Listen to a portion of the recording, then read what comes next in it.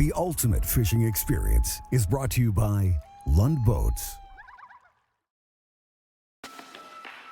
This week on the ultimate fishing experience, we're off to the big pond.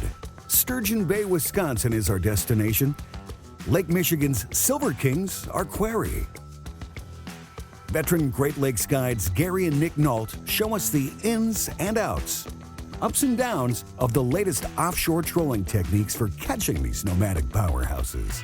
So let's hop aboard, head out to the big water, and see what this father and son duo has in store for us.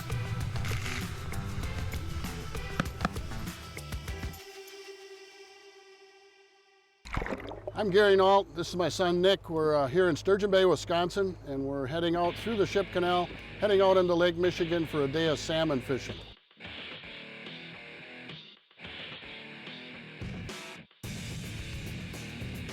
You can see fishing has changed so much in the last 10 years. We're running copper line, which gets down 55 to 60 feet with a flasher and Howie fly on it. We also run lead core. That's going to get down about 25 to 30 feet, again with a flasher and fly. When you run spoons on them, they're get a little deeper because it cuts through the water better, less drag. And obviously we got these Big John downriggers. We also run our Dipsy divers. Hopefully be catching a few fish on those too.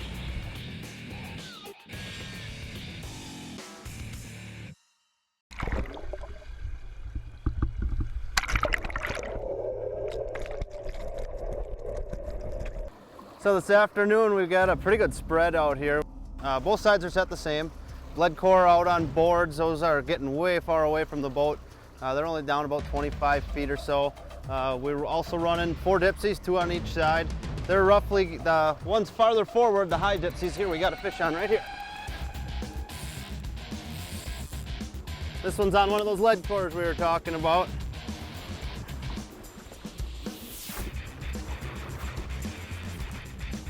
As I'm reeling this in, I can show you too, we got 2 downriggers also. You know, those are right underneath the boat. We can move those up and down as far as we want. We'll run them down to deep as 130. Right now I've got them set down at 100 and one's at 55. And it seems like most of the fish we've had here this afternoon have been up a little higher, so I might raise them downriggers up here once we get this fish in. Yeah, this one's better. Here's another one on the Dipsy. Here, take this one.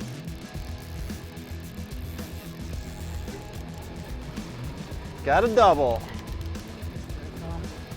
Nice and easy. Be careful, be careful.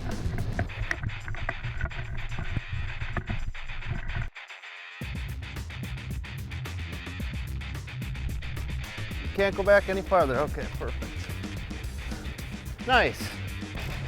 So one of the most popular baits on Lake Michigan right now for trout and salmon is a flasher and fly combo. Right here, this one is a chrome hotspot with the double aqua Howie fly. This is probably the #1 fly out here on Lake Michigan. One thing with these flashers and flies though is you want to make sure they're consistent between all of them that you're running. I run 60-pound fluorocarbon on every one of my flies. They are all 24 inches from the back of the hook to the front of the loop. If you have some shorter, some longer, you're gonna have to run different speeds to make them work. So if you have every one of them the same length with the same fluorocarbon leader with the same pound test, you're gonna be more consistent and catch more fish. Here's one right here. Cool part is these Howie flies, they're made right in Sturgeon Bay, Wisconsin, right here. And when I'm not out on the lake salmon fishing, you can find me here at Howie's Tackle, Sturgeon Bay's only tackle shop.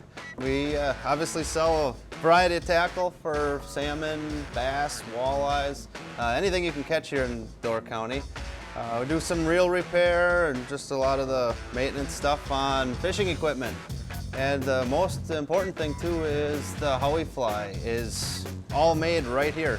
I can bring you guys back here. I can introduce you to Mike. He is the owner of Howie's Tackle. This is where it's all at. Howie's Tackle fly is made here. It's been serving the Great Lakes for almost 40 years now. It was the first fly brought to market to fish salmon on the Great Lakes. We've got 125 different versions of the Howie fly, and if you buy one at a different store, it's made right here in Sturgeon Bay, Wisconsin.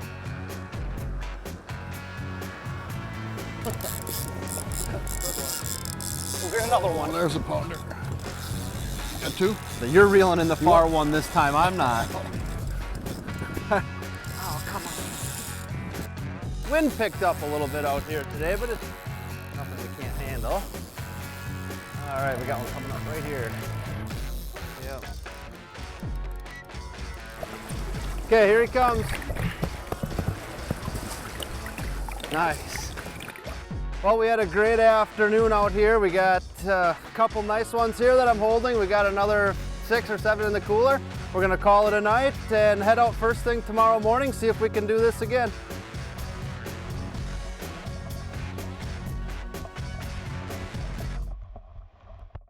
Closed captioning is brought to you by Mercury Marine, 75 years of marine excellence.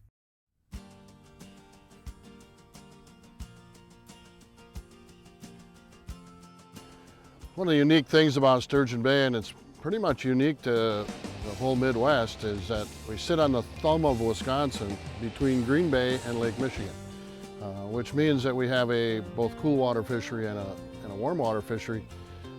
And we have so many species.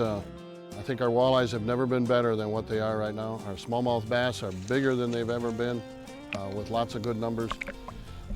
Muskies of all sizes, great northern population. Perch fishing is about at its best. We have the whitefish in the wintertime. We call it the fishing capital of the Midwest. Today we're in Lund's new 2014 Tyee, and as you can see, it is a big water boat capable of having the downriggers to go out salmon fishing on the big lake. Plenty of room to put all of the salmon equipment that you would need. Equipment's mounted on the sport track that it's Lund's exclusive way of mounting pole holders and downriggers without drilling holes in your boat.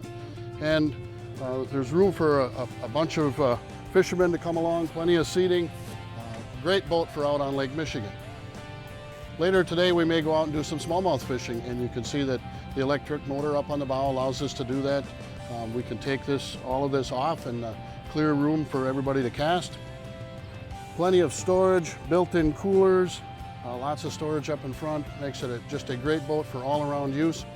At the end of the day and you're done fishing, if you want to take the family for a little ride out on the water, plenty of seating for at least 6, and great boat to go and take a little cruise around the lake. So in the last 10 years that I've been guiding out here, I've noticed a lot of changes, especially with the clear water. The zebra mussels have got the water so clear. You got to change the way that we're fishing. Fluorocarbon leaders are huge. That's, fluorocarbon's invisible in the water, so that's been a real major part in catching salmon. But downriggers fishing, 10 years ago was a lot more popular. Now we're getting stuff out on planer boards, coppers, lead cores, even 10 and 12 ounce weights. And a lot of it just has to do with getting away from the boat. It's, the water's clear, you get a lot more of that noise, and with the clear water too, with the sunlight on flat calm days, these fish don't like the sunlight as much. They'd rather have it a little bit darker, and that's why you see the early mornings and later evenings catch a lot more fish. Makes it a lot easier. Here's one right here. Right in front of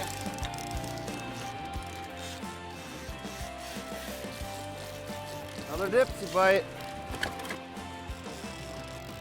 This fish here is on a high Dipsy, this one was out 120 feet.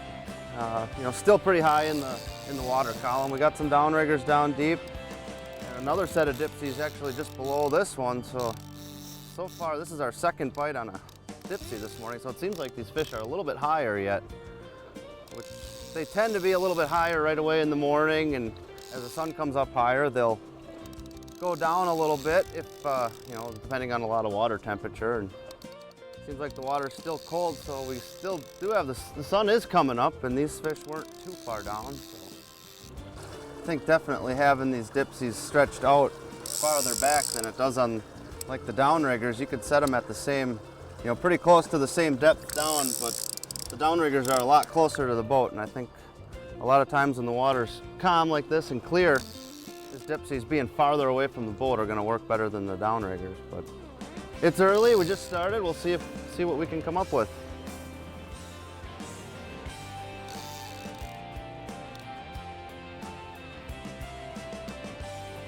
This one feels pretty good too. Oh, he's actually must have been hooked around the side of the mouth. Yeah, right in the side of the mouth. Now, don't miss him. I'm trying to do what I can. He's a nice fish too. All right, don't miss him. Nice.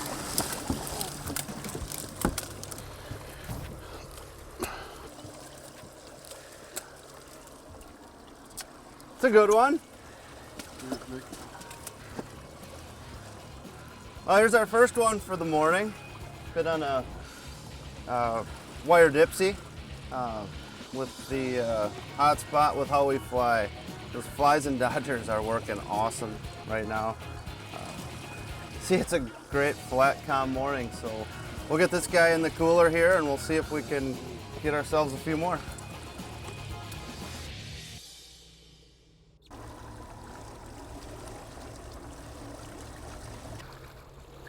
On these Dipsy divers, we run stainless steel wire right here. This stuff cuts the water really well. There's no stretch in it. So that's why we have to run a snubber. This little, from Howie's Tackle, the snubbers, they give the thing a little shock absorption, I guess you would say. This Dipsy's got a weight on the bottom of it. If you look here, you can turn it either direction for the left or right side of the boat, and there's a little weight inside of here. We like to turn this is what I call the high Dipsy, so I leave it about 3.5. So when this thing's in the water, you'll clip this. Now the line's pulling from the middle of the Dipsy right here, so it'll pull down and out depending on how far you have this weight turned.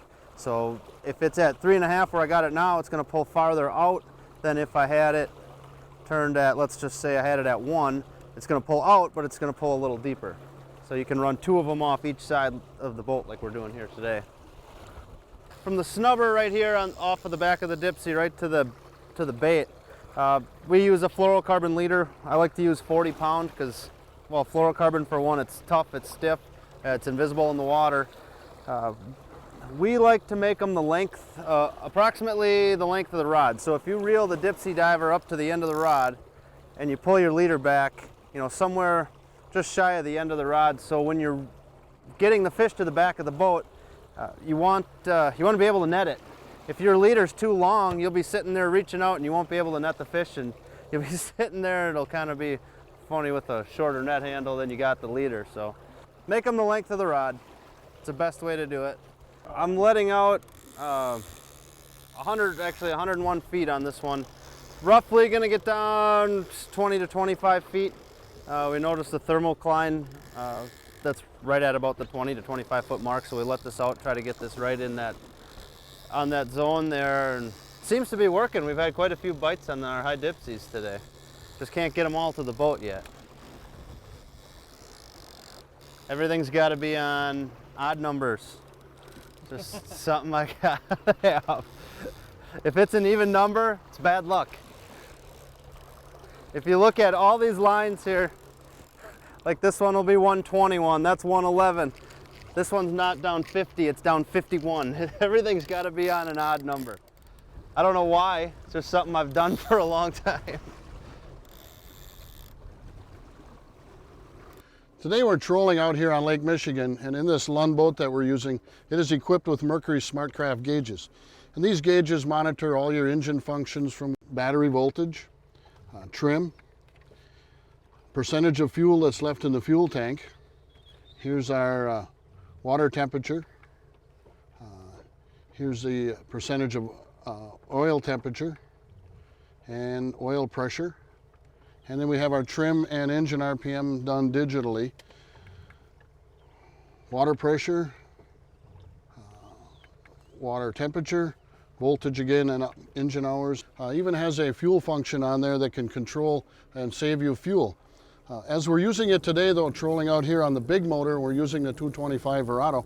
We are using the trolling mode, which effectively adjusts your speed to get that proper trolling speed so you can ideally hit those fish and get a lot of fish to bite. So easily done by just going into the trolling mode and then using the plus or the minus to get that engine RPM just right. Pushing the plus button, it increases the RPM at 10 RPMs a time. If you reduce it, it will take 10 RPMs off every time you hit the negative button. So you can effectively hit that perfect trolling speed, and it definitely will help you catch more fish. Here's one right here.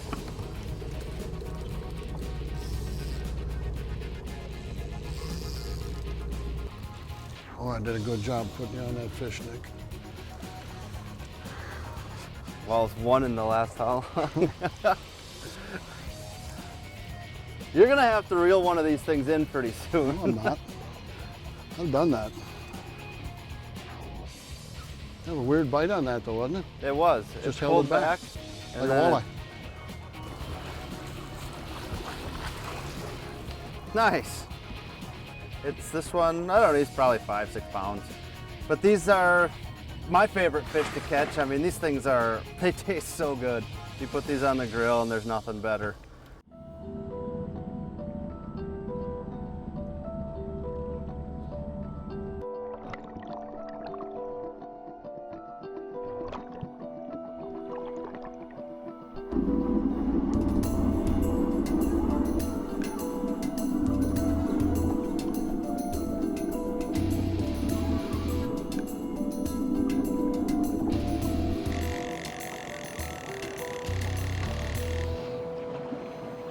So this copper line we're letting out here, it's fishes like lead core does. We've let out the same amount and we still hook them to planer boards. But this stuff, it's heavier. It goes twice as deep as the lead course. So roughly, 2.5 miles an hour with the flasher and fly. We're getting down about 60 feet with the copper line here. If you run spoons on it, it's going to get a little deeper because there's less drag in the water. But we've been running all flashers and flies. So right about 60 feet is where we're sitting with this bait. So we let out we got 300 feet on here. We got some braided backing on this thing and we'll let this out a little bit. We'll hook our planer board onto it and send it out to the side. A real neat feature on all these Lund fishing boats is the Sport Track system. You can see it's just a channel that's built onto the inside of the gunnel, and Lund has developed the plastic bracket that we have this pole holder mounted on, and now came with the aluminum ones, the heavy duty ones, capable of triple rod holders, downriggers, triple trees, all mounted on the side of your Lund boat without drilling one hole, and that's really the neat feature. All of this equipment is mounted here without having to drill any holes in your boat. You can adjust anywhere you want to go, up and down the side of the boat. You screwed it up anyway. Let's see if you can land this one. You should have never even said that. Set the hook a couple times. Yeah, right. We're already doing 3 miles an hour.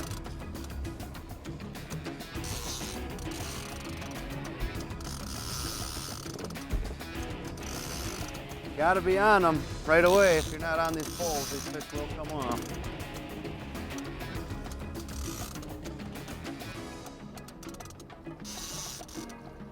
This one was on the copper line.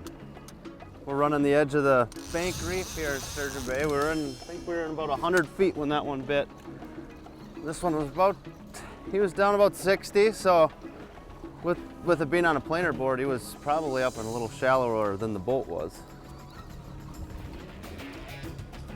When the water warms up on the surface here, it forms a thermocline. It's kind of a spot where the warm and cold come together. And it holds a lot of bait fish in that certain area. And these salmon, obviously, they're going to feed on those bait fish. Alewives, actually, the die-off here is starting to get pretty good. You can see pretty much every time you look off the side of the boat, there's alewives floating around.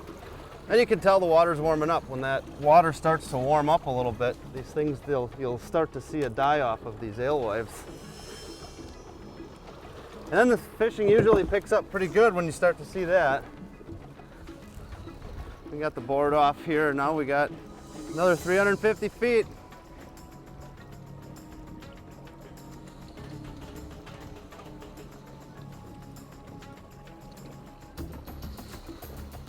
How deep of water are we in? 93 feet. Okay. That one came at 95.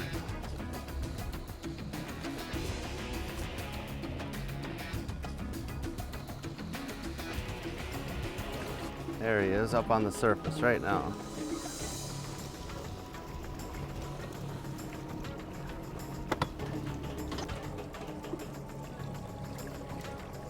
It's a nice fish. Yeah, it's a good fish too. Don't, oh my God.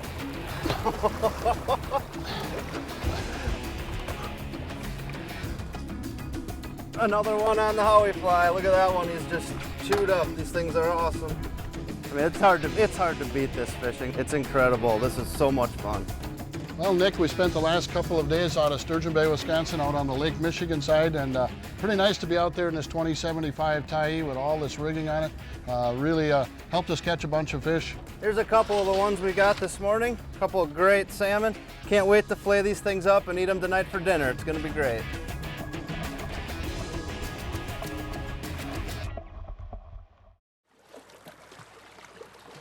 Thanks for joining us. If you'd like more information, check out lundboats.com or these other online outlets.